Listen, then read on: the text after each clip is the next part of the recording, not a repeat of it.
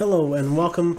We just had a pretty wild batch in Weekly Shonen Jump. We saw the move of Black Clover, one of the longest running series in the magazine, to jump a Giga, and we saw probably the most talked about rookie since I remember. I was gonna say since Samurai 8, but honestly I think Kagura Bachi has been talked about even more than Samurai 8. And just like I do every time there's a new batch, I'm gonna be talking about my opinions and first thoughts of the first chapter of all the 3 brand new series that came out, and if I think they're gonna survive or not. Just like the previous couple of videos, I'm gonna be doing this non-scripted, just reading the thing off camera and then coming back and tell you guys what were my thoughts. So let's just get into it with the first one, MamaYuYu. So I think with MamaYuYu, when we first heard the word as like Demon Lord in the synopsis, I think we all collectively just decided to ignore this manga. And I get it. We've been having a lot of Demon Lord, especially with all these manga, light novels, anime, and stuff like that. I feel like as Western fantasy, it's been pretty much hung with the Lord of the Rings style of lore. Anime and manga fantasy have been mostly still based on Dragon Quest, and it's been doing that for like since the 80s, and we've been especially like oversaturated with the style the past like 10 years. So to have a new manga that's like, oh, there's a hero and a demon lord, even with any sort of catch or plot twist or like different element to it, we're always gonna be like tired of it. So I understand why people just kind of ignored MamaYuYu. And personally, I don't really enjoy like fantasy manga, but the few that I do, one of the things that I like do that can be done with fantasy is put it on a modern setting.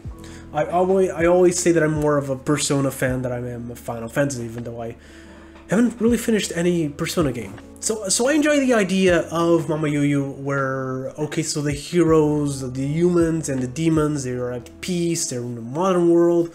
The concept of the manga, I feel like it's interesting. The idea that the hero, the chosen one, is born in a time where he isn't needed. He's actually the adopted son of the demon lord.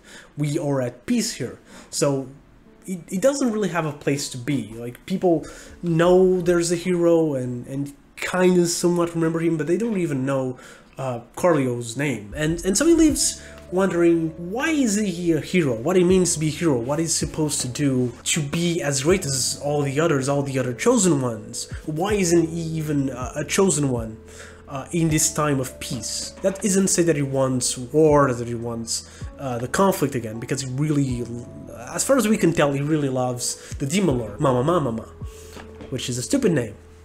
It reminds me of Go Go Go Go from Super Smartphone. He finally gets the chance to learn that when another hero from another world, another chosen one, gets transported into his world. The other hero seems a little bit confused that in this world there's the demons and humans are at peace, but he warns them about the bigger danger, that because he's here, there's a chance that the demon lord from his world, which is incredibly powerful, can also transport to their world. And that is exactly what happens in the second half of this manga. The demon lord comes, and I just have to say that this, like, that moment, like the creature, the monster, is what makes this manga move from interesting with a nice premise to just probably like the best chapter 1 I've read since Sakamoto days. Like, the creature is just so Lovecraftian. Like, there's just something so horrific out of it. Even this, like the detail that the main character just by bringing in the presence, just by seeing this creature just starts bleeding from his nose. Like, this is something that is beyond what we even understand. And the hero, the other hero, just kind of destroys it. And that is when he reveals his other plan, that he wants to kill Carlio, because by killing Carlio, he's able to live in this world, in the world with peace. So they have this little fight about this little discussion about what it means to be hero and how neither of them truly understand. But then the demon lord attacks the hero, and Carlio saves him and dies, or kinda dies, trying to save him. You got the thing where, oh, that's what it means to be a hero, to like sacrifice yourself and for the greater good, blah blah blah. You know, it's better, but when you're reading the manga, just I don't have I'm not gonna be explaining every little detail about the first chapter. And so the hero actually sacrifices himself to trade his life and heal Corleo, heal our main character. Maybe I'm just reading a little bit into here, but I feel like there's probably something else being passed between them. But I'm not sure. Just like a theory from the first chapter. As of right now, there's 3 chapters out, so probably a lot of people just already know if I'm right or wrong, but just reading the first chapter, that's kind of like what I feel like. There might be something else passed through Corleo that may allow Corleo to have a little bit like being a chosen one, like having a little bit of a different power that he had, because he doesn't really have any powers as of this chapter. But yeah, he sacrificed himself. We got a little bit moment where he remembers what it is to be a hero, and that is kind of where the first chapter ends. I have a problem with the first chapter, which is the same that I have, or that I had with things like Earthchild and KaguraBachi, where the chapter ends without you really understanding where the manga is going forward. Now, with the KaguraBachi, that worked great. The main character was better than what we got in the first chapter, and with Earthchild, it went terribly wrong. I have high hopes of MamaYuYu that I didn't with Earthchild, because, I don't know, this chapter really, it was good. And I believe that the mangaka can make more good chapters and steer the manga into an interesting direction, because they did that with this chapter. But we don't know, like, is this going to be a slice of life? Is this going to be a battle manga? Because we don't really have anything to fight right now. The demon lord that appears like that grotesque monster was destroyed by the other hero. So there's nothing really, the conflict that appears in the first chapter is solved in the first chapter. So if the story is going to continue, and if Corleo has something to do, we still need to see that appear. And depending on what that is and where the manga goes from this chapter onwards, that is really gonna mean a lot into if this manga is gonna survive or not. However, just based on first chapter, I think there's a lot of good things here that are probably gonna be present. You know, just in the manga in general, that it makes me think that there's a good chance it survives. The way that this can bring like some horror to it. But just overall, everything visually about this manga is beautiful. The art style is really great. The monster again. But another thing that is really amazing that I haven't talked about is the paneling of this manga. The paneling of this manga is just great. It's not like Witch Watch Atelier level, but it is close. And for a newbie mangaka, that is a lot. Like this manga, it's just fun. Like there's a lot of good mangaka that know how to make good paneling, where it's just squares. They're kind of like, they may be a little bit boring looking, but they are functional to perfection. And so they're good panelings. But in this case, it's not so much that. It's just that the paneling is fun, and sometimes it's easy to do the style of paneling that he's doing, but become messy and become a little bit unreadable. But it is not the case here. I feel like pretty much everything just fits together. And I feel like that is really the hard thing to pull. And I love the fact that there's like panelings here that they spell like Japanese characters, which I don't know what they say because I don't speak Japanese, but I recognize them, and I feel like, you know, they're just so cool that we get to do like this kind of like style of drawing and reading that is very different. It's very just in your face, without really ruining the immersion into the story, because that could have happened easily as well. But you know, it's just fun. I think that was the main thing that people talked about in this first chapter, and I see why. Honestly, to me, I don't know how the other two are, but this has the potential to be the best chapter in the batch, and probably the best chapter 1 of the year. In my, like, that's just me. I feel like since Sakamoto days I haven't read a chapter that I've enjoyed this much. I don't know if it's gonna survive, but I hope it does. But MamaYuYu was kinda buried with the next one, which was KaguraBachi, and I've been following the hype of the manga on social media, and it's been weird. Like, what I understood was that people saw the preview, which I normally don't, and they really liked the edgy style of it, so that caught people's attention. And then leaks of the manga came out, and people saw the paneling and thought it was pretty good, and so there was hype surrounding just the previews and the leaks, and it kind of grew. Like, it grew so much that people were calling it like the best manga of all time before chapter 1 even came out. Like, people were expecting this to be amazing, and then the chapter came out. We'll get into if the manga is good or not on its own, but what it feels like, it didn't match the expectations, because nothing could match the expectations, but people just went on it anyways. They just kept hyping it up as a meme, and it now reached the status. I've seen people comparing it to Morbius, where people were saying that it was like the greatest movie of all time. It's made a more $1 billion and whatever. And that kind of like meme hype has reached Kagura Bachi, and Kagura Bachi now is probably, like I said before, the most talked about chapter 1 or like rookie manga in Shonen Jump since forever, man. And that is weird, and if it's a Western thing. Japanese people are completely confused about why we're doing this, and I'm completely confused about why we're doing this either, but it just meme culture. So let's check the manga out and see what it is, actually. So, I honestly, like, it was obviously, it wasn't as good as the hype says, but the fact that people were memeing it so much, I felt like it was gonna be really bad, like meme-ishly bad. But overall, the manga is pretty decent. The first half of the manga, of the first chapter, is the main character Chihiro as a kid interacting with his dad. And that is mostly as a backstory and as a setup for what we're gonna see in the second half. But I really liked it. It was chill, it was fun. It reminded me a lot of Ichigo and his interactions with his dad, which I'm not gonna say was the best part of Bleach, but it was the part I really liked. So it was fun to see that in here, a little bit of a slice of life before we get into an edgy battle shonen, because that it is what it is.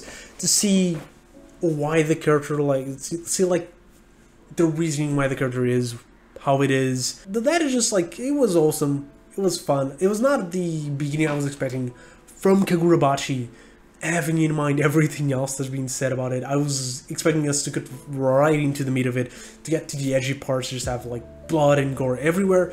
But no, the first half is pretty fun, pretty awesome. But yes, then we have a little bit of a time skip where we don't really learn what happened in between. We get the idea that maybe his father was killed, and his father, I forgot to say, but his father made katanas. We get the idea that like katanas have powers. And one of the katanas, or two of the katanas, are the ones that our main character uses as the Kagura Bachis everywhere. And so the second half of the manga is just him killing people, essentially, like going into a gang and be like, you shouldn't use katanas because you are bad, and just like and kills them. And I get part of it why that section was hyped, because visually it was really cool. I don't really understand what the power was. I don't think the power is going to be much more than cool cutting, to be fair, but it is really cool visually, like the fish appearing, which were part of the backstory, because the dad had fishes, and we get to see them here as part of the spell of the sword, which again we don't really understand a lot of what is happening. It's just swinging a sword, killing people, and there's fishes, like giant fishes going around. And the main character, like, we got to see him as a kid, and then we move in here, and it's a little bit different, because it's colder, it's darker, it's edgier, obviously. He wakes up every morning and looks at his car to remember his hatred. But we got to see that we know from the beginning that that's not exactly just what he is. And so I'm expecting them, as the manga goes forward, that we get to see more to this character, more to him than just edgy guy who likes hatred. Because that is the difference. To me, I feel like that is the difference between this manga being actually something good and being just a meme. And let's be real, like the hype is not gonna be what's gonna save this manga. The memes have been so loud that they've noticed. Viz noticed, Tiara noticed, and I'm sure Shueisha and Shonen Jump have noticed as well, that at least in the West, there's an audience for it, and now that they have Manga Plus in the Shonen Jump app, that really matters, because they are publishing this stuff worldwide. So having a manga that, even if it's not a hit in their own country, but it is a giant hit outside, that may still be something that is worth keeping around. But let's not elude ourselves. Hype has never really saved a manga. If people get tired of memeing this thing, and if people don't actually buy the volumes, people don't actually support the manga, it's gonna get cancelled. And it's gonna get cancelled pretty fast, because with hype outside, it's just another battle shonen. There's nothing really there that is actually extremely unique. It's a guy with katanas killing people, and he has superpowers. We've seen that. We've seen superpowered swords time and time and time again. We've seen edgy characters time and time and time again. Kagura Bachi isn't gonna save Shonen Jump, and it's not gonna be the next big tree. But if the manga actually becomes something decent, something good, a lot of eyes are already on it, and it has the chance to survive. That said, if I only have to pick one, I am gonna pick MamaYuYu, because I think it's just more interesting. It was better art. It was also dark. I feel like Kagura Bachi got all of this attention because it was edgy and dark. There's a god. Have you seen that monster? Can I show you again? Look at it. It's just, why aren't you guys hyping this one up? Like, seriously, like, this is the one.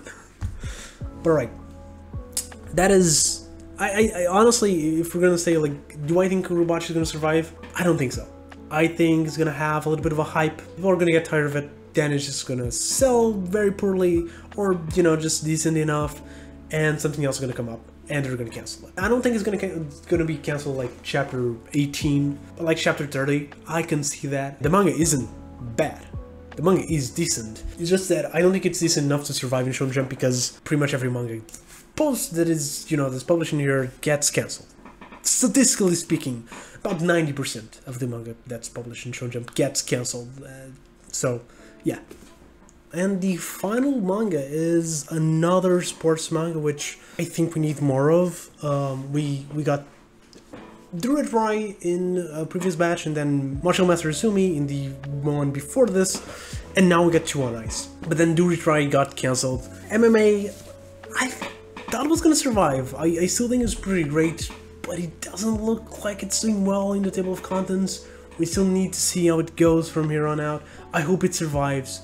But yeah, we got Two on Ice now, which is about figure skating. So it's always kind of cool to have one of those and not just another baseball or football or whatever sports, even though I do enjoy those. So Two on Ice is about this guy who saw this talented little girl dancing, and I said guy, but he's also a little boy. He saw her do figure skating, and he found her to be really, really amazing, and so he wanted to try to be just like her. He followed her to like all of their professional tournaments on TV and recordings and everything like that. And he would go on in the middle of the night because he didn't really have any place near him that could teach him how to do figure skating, and he will learn to skate on ice by himself during winter. And then we skip a couple years to the end of middle school, where he finally is able to move to Tokyo and finally is able to take some classes. And what they learn is that even though he never had any class or any lesson in figure skating, because he's been training and because he's been studying this girl's, I was gonna say matches, but I don't think they're matches, performances, he's been able to learn and he's been able to copy her to a degree. He's not perfect, but for someone who never had any lesson in figure skating, he has what they call hidden potential, which I feel like this is the plot of a lot of like sports manga, where they aren't perfect, but they have that hidden potential. Which works. I think it works here as well, because we get to see him train for it. We get to see why he has not really a potential there. It's just more that he's trained a lot, but he hasn't had anyone to refine what he's learned, and now he's finally getting the chance. But in the place where he studies, where he's gonna take his lessons, he finds another girl. It just happens that this girl, as he finds out, is the exact same as the girl he had met before.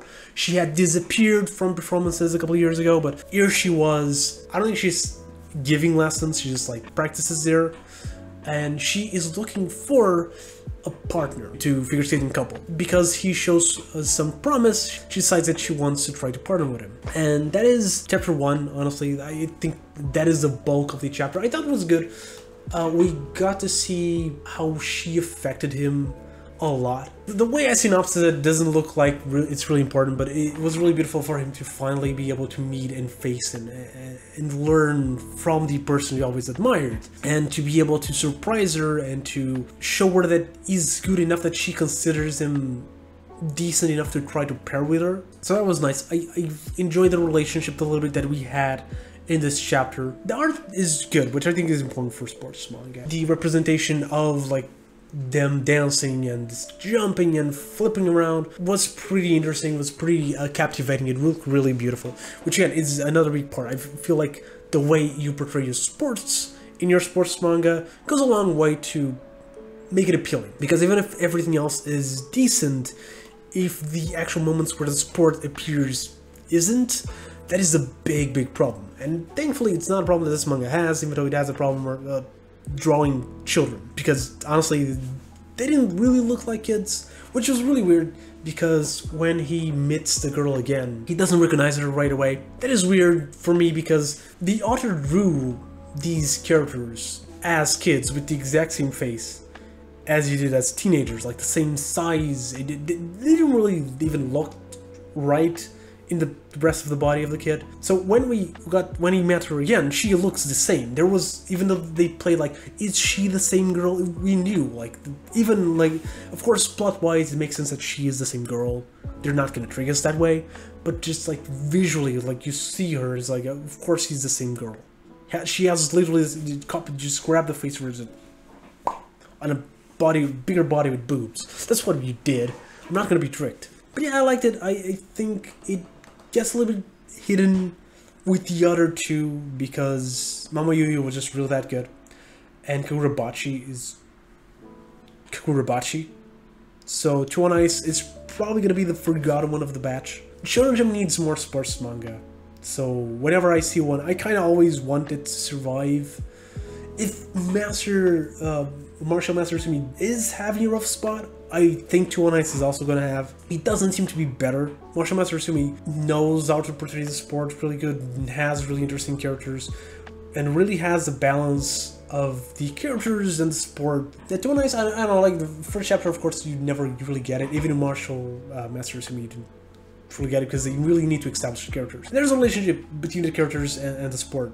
I don't know, it just wasn't as captivating as Martial Master Sumi, I feel. So I think it might not survive, but I hope it does. I hope the both of them survive, because we need sports manga, and we've been failing in that regard for a while. So yeah, that was it. If you want to see all my opinions on all the chapter 1s of all the Shonen Jump manga that came out since I made the channel, you can check the playlist that's going to be on the screen. If you want to see my opinions on the series, on the future batches, don't forget to like and subscribe. And my baby is currently crying, so I need to go. So if you watch this here, thank you very much, and I'll see you next video.